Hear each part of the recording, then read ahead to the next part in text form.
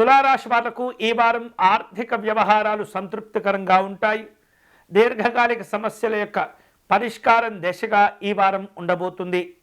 నిరుద్యోగులు ప్రయత్నించి మంచి మంచి ఉపాధి అవకాశాలను అందిపుచ్చుకుంటారు. ఈ వారం ఈ యొక్క తులారాశి వారు నిర్వహిస్తున్నటువంటి వ్యాపారాలు లాభాలనిచ్చేటటువంటి సూచనలు కనిపిస్తున్నాయి. నిత్యము కూడా దైవ చింతనతో వ్యవహరించే ప్రయత్నం చేయండి. ఆపదలో ఉన్నటువంటి వారిని ఆదుకోండి, సహాయ సహకారాలు అందించండి. తద్వారా పుణ్యబలాలు కూడా లభిస్తూ ఉంటాయి. చిన్న చిన్న వ్యాపారాలు నిర్వహించేటటువంటి వారికి అనుకూలంగా ఉంటుంది. అధికారుల యొక్క ప్రోత్సాహం లభిస్తుంది.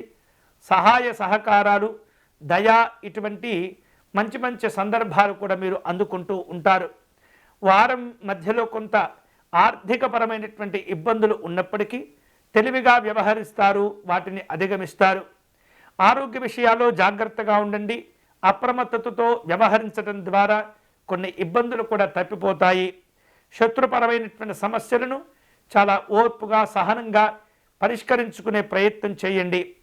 చేపట్టిన పనులు ఈ వారం కొంత నిదానంగా పూర్తి అయినప్పటికీ కూడా సాధారణం కంటే కొంత అధికమైనటువంటి లాభాలను పొందుతారు. ఆత్మీయులను కలుసుకుంటారు. శుభ కార్యక్రమాలతో కూడిన ఆహ్వానాలు అందుతూ ఉంటాయి. ఉద్యోగస్తులకు స్థానచలన సంబంధమైనటువంటి ఆలోచనలు కనిపిస్తున్నాయి. సంతాన సంబంధమైనటువంటి శుభవార్తలు అందుతాయి.